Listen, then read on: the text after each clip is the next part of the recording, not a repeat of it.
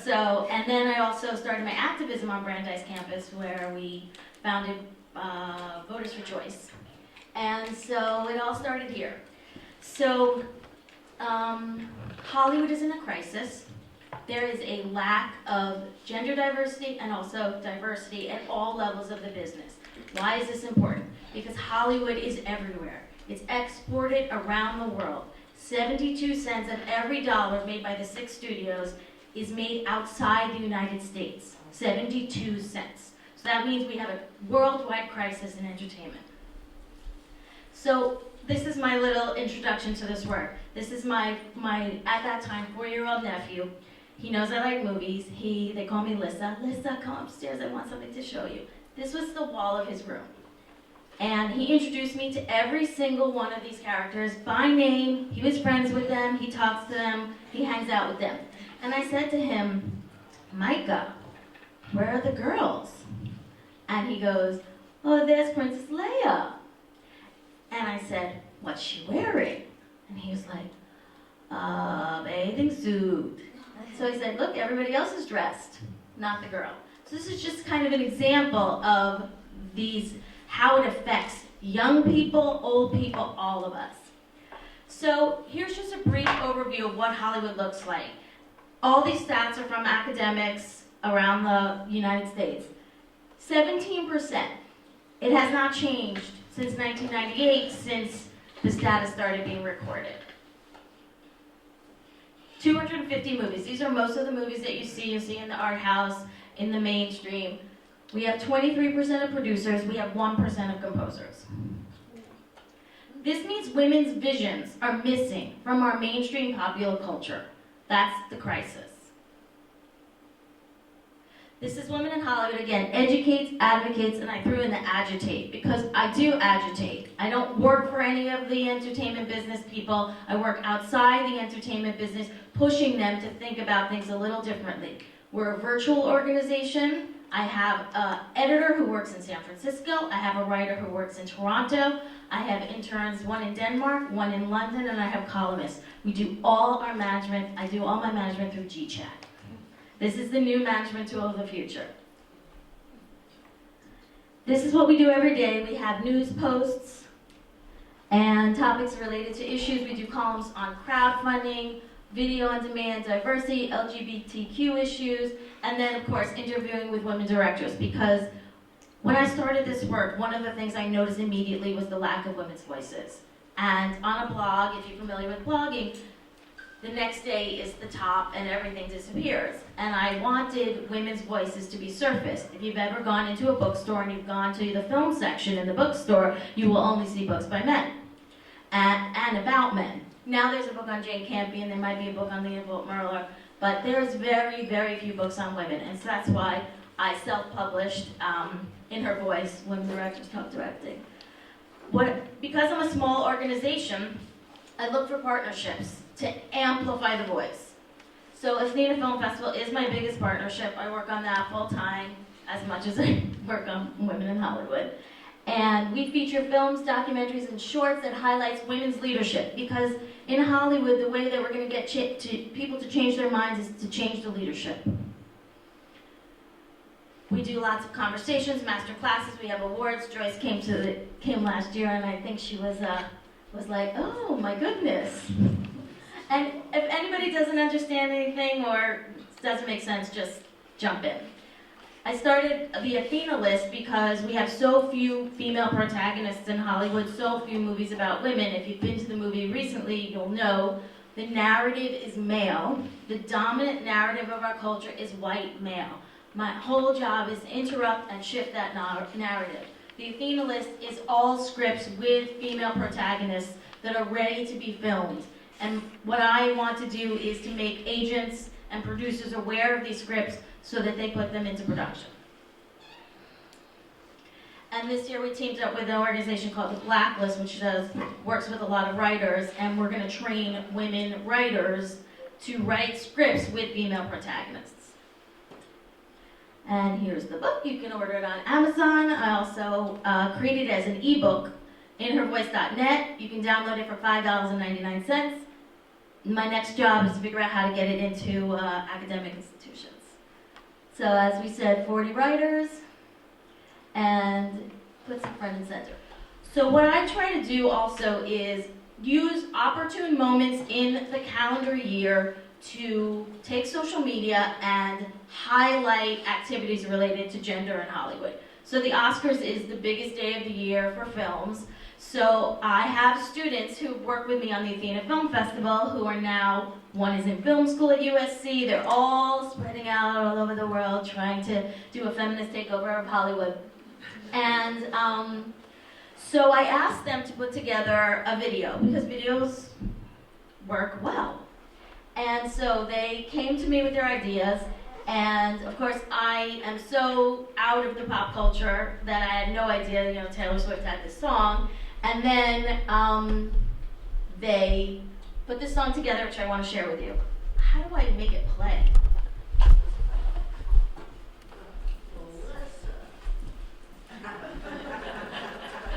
It is right in that thing. Okay, no, it's not on. It's this. Oh, okay, we can play it on there.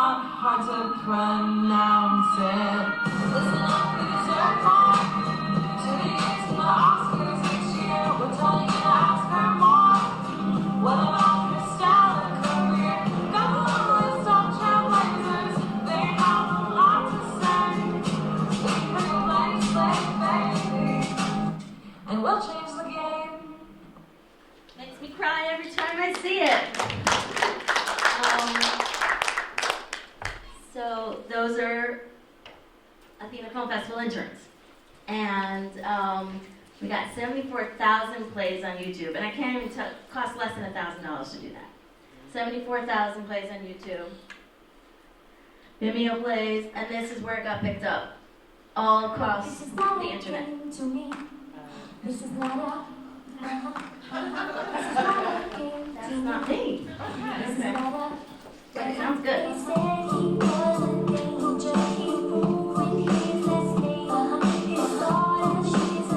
She sounds good though. Let's get back.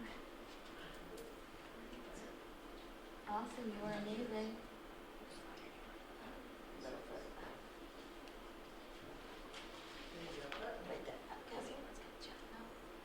And then we got picked up all across with Twitter. Okay, by the way, Twitter is an amazing social media platform for the work that I do. I have conversations with people. I spend way too much time in my day on Twitter, but it really works.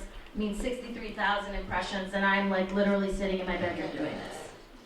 Another campaign I do is just use the Cannes Film Festival, which has been terrible about having women represented as directors.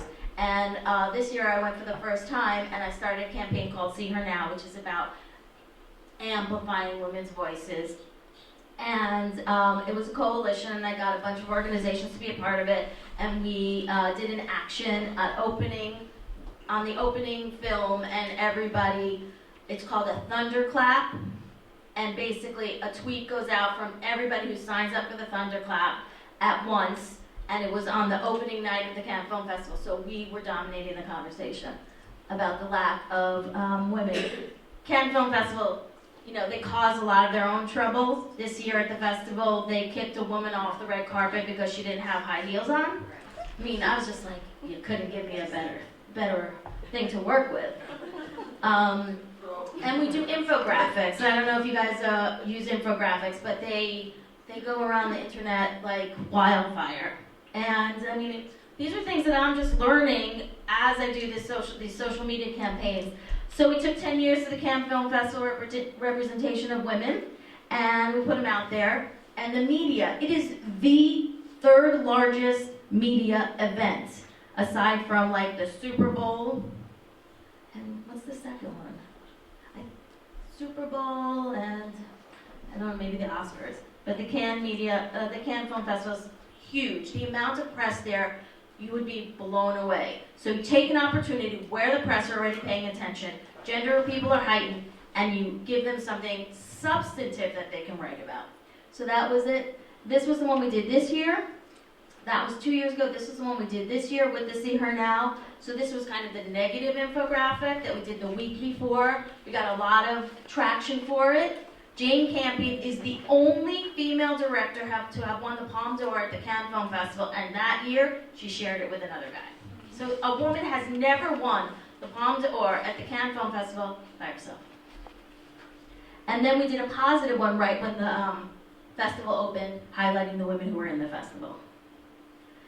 This is another partnership that I do because, again, it's about amplifying the voices. The Producers Guild of America, they have a Women's Impact Network. We put together this Ms. Factor. It's the power of female-driven content.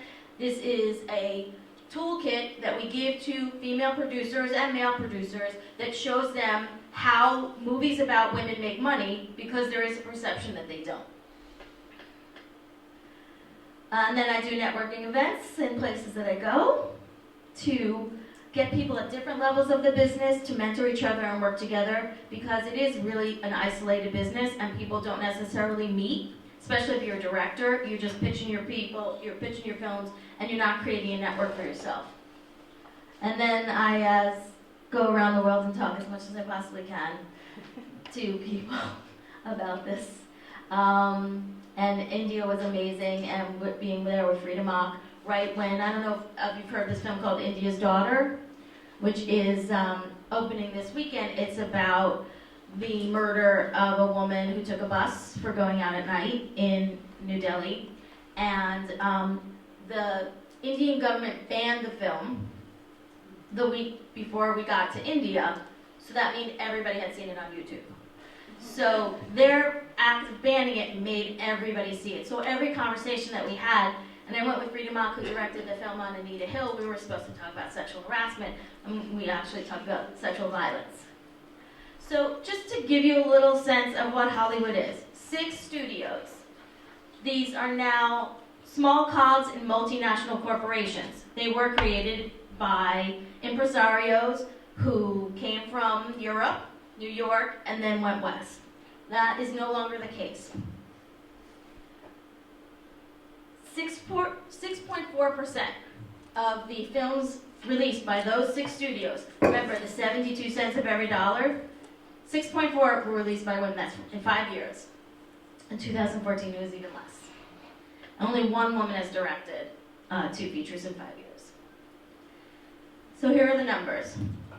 Now, understand, the narrative of Hollywood is driven by these action superheroes movies. The people who do more action superheroes movies have less women. They do not trust women to direct these movies. There is a lack of trust. There's a lack of sense of competence of women, any women, to be able to have the vision to make a movie about a guy flying in tights.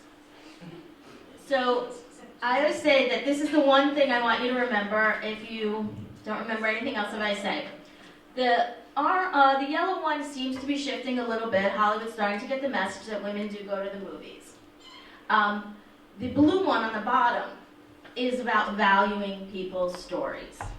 And because the narrative is male and white, women's stories are not valued in the same way as male stories.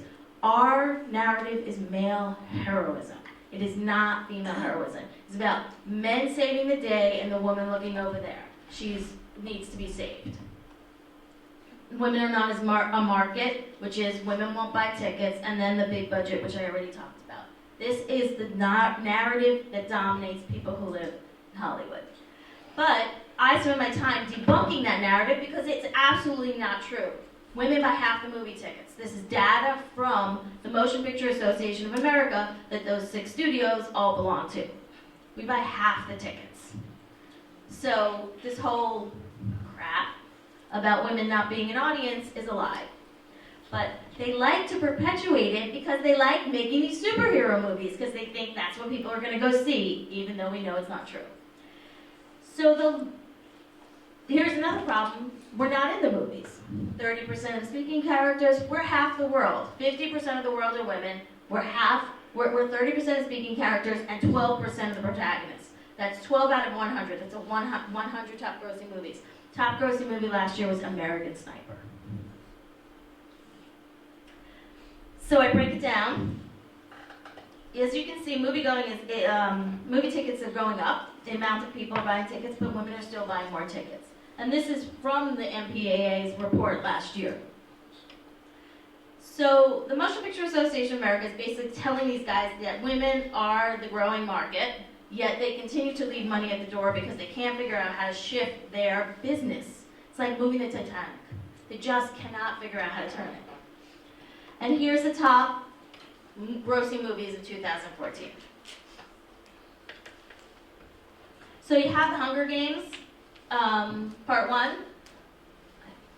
Hunger Games Part 1, which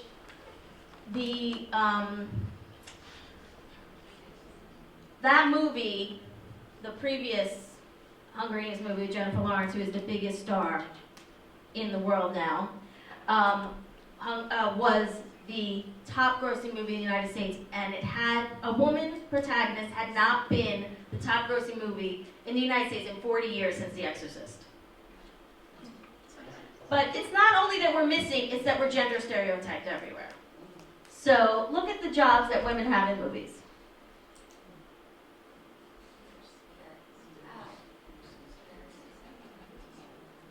And we're sexualized.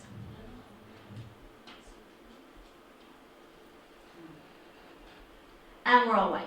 So it's just like the world is changing, yet movies can't figure out how to change. But this is the key to it, is economics. Everybody knows, every other industry except Hollywood knows that women buy everything. And that it's continued to grow. I think this kind of current narrative started last year when Cate Blanchett won her Oscar for, ironically, a Woody Allen movie. And when she told people, women's narratives matter. And then Salma Hayek, who I saw in Cannes, is continuing this. As lots of women are continuing now, Jennifer Lawrence did something this week that was quite profound. And here are some of the power of the women's market. Twilight, 75% of the open medium were young women. 50 Shades of Grey, 68% women. Fault in Our Stars, 82% women. And Pitch Perfect 2, huge amount of women. And the thing is, it's always a shock. It's always a shock when women go to the box office. And that women's movies make more money per dollar return on investment or more than male movies because our budgets are so much less. People know what the Bechdel test is? Okay, so it's the lowest bar possible. 2 women talk to each other about something other than a man. And look how many movies fail. Everything. And then, so my goal now is to change the conversation about what success looks like. If you have $1 million movie and you make $3 million, you're a success. But because everything's about dollars and dollars and dollars, and Sunday night where they list the box office, it's always a movie that's made $20, $30 million, women's movies are just not included in that. And just quickly, to talk about role models, we've had 4 women nominated for Best Picture in 76 years. Best Director. Only one woman has won. So this is about role models and seeing yourself as the potential director here. She hasn't made another movie since Zero Dark 30. This is about directors, and it's about male directors, and it's about how people view females and how people look at directing. You're the leader, you're the captain. Very male-centered terms. Steven Spielberg, P.S., has made only one movie in his entire filmography that has had a female lead. Columbo. This is about vision. This is about our world. This is about telling stories. So, when prestige increases, when money increases, women disappear. Women are not given budgets. When women have budgets and are successful, it's usually animated movies. This is the men from last year who were successful. This is the women. These are some of the women this year. We will have a better year this year. We will absolutely not only have 2, we will have between 5 and 7 women in the top 100 grossing movies. 4 women have had a budget of over $100 million. Again, I said animated movies. Patty Jenkins, when Wonder Woman comes. I mean, Wonder Woman is our savior. I mean, come on, right? The first woman to have a live action movie with over $100 million budget. Also, here's a desperate problem is critics. There are no women critics. But TV's better. So I'm going to just quickly go through this. It's still incredibly difficult for women to break through on television. There are more female characters on television because in the TV business, they know that women buy everything and it's driven by advertising. So we have almost 42% of characters that are women. But you have Game of Thrones. Everyone watch Game of Thrones? Hasn't had a female director in the last 2 seasons. Now it's the time to say I'm not gonna watch these shows, unless you have some more diversity.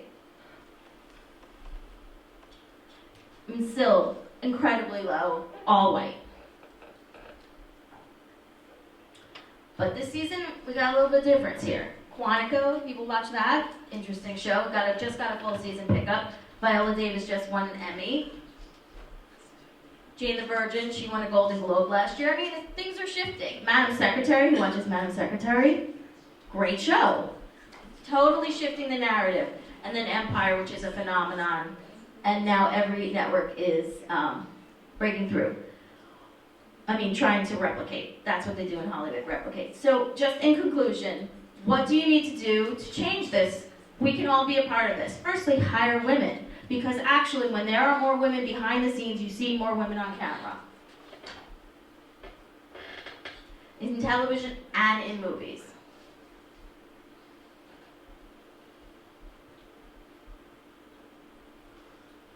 There's a huge difference. And then I tell people, these are the things that you can do in your everyday life. Go and see a movie about women. Go and see a movie by women. We have a weekly newsletter on Women in Hollywood you can all sign up for. It shows you all the movies that are opening that week. Female critics and writers. This is a film group. Some of these are focused more on filmmakers. These groups are popping up everywhere. It's not a zero-sum game. If a woman is successful, that means more women can be successful. Grants and funding. The United States does not make any funding available, governmental funding, like they have in a lot of European countries. And the Swedish Film Institute is actually now funding 50-50. I'll just stop. I've got a couple more, but. Maybe you can bring them up in question and answer. Okay. All right, that's it. Thank you.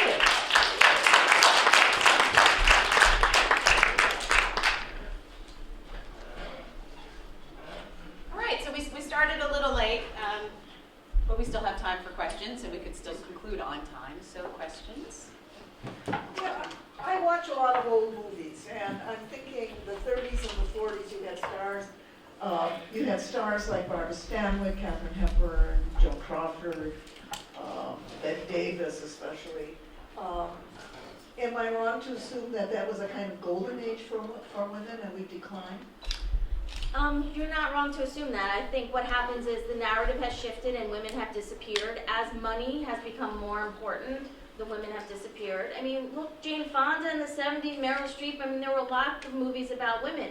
There has been a huge decrease in roles available for women. And I think it's because the budgets have increased. The studios are not making movies, and like those movies were produced by the studios, that like Paramount. But now all those studios just produce tentpole movies with superheroes and action movies. All the other movies are now done by smaller studios and independent producers, and they don't have the money. So the business model has shifted, is what you're saying. In the past. Hi, Melissa, you'll probably get, the other two were fantastic, and we could talk about them at great length, but poor Melissa's gonna get all the questions. So the other night I went to see The Martian. Okay, I've read a fair amount about The Martian. Nobody has pointed out, anybody else seen wasted their, not wasted, had a fun time, right? Seeing The Martian? Good movie. Okay, it's a good movie. The central protagonist is a white guy, but it's practically a fable. There are women in positions of authority. There are blacks in position of authority. The pilot's a Latino guy or a Mexican, I don't know what he is. And the sort of idiots are white men. And I haven't read anything in the, even though the commander, what's the commander, blah, blah, blah. Jessica Chastain. Jessica Chastain is a fairly well-known actor. And I haven't read anything in the press about, I know that's not what we want, Right. okay? It'd be better if the woman was left on Mars and had to solve all the problems. But the fact is, there are women in positions of authority in that movie, and there are people of color in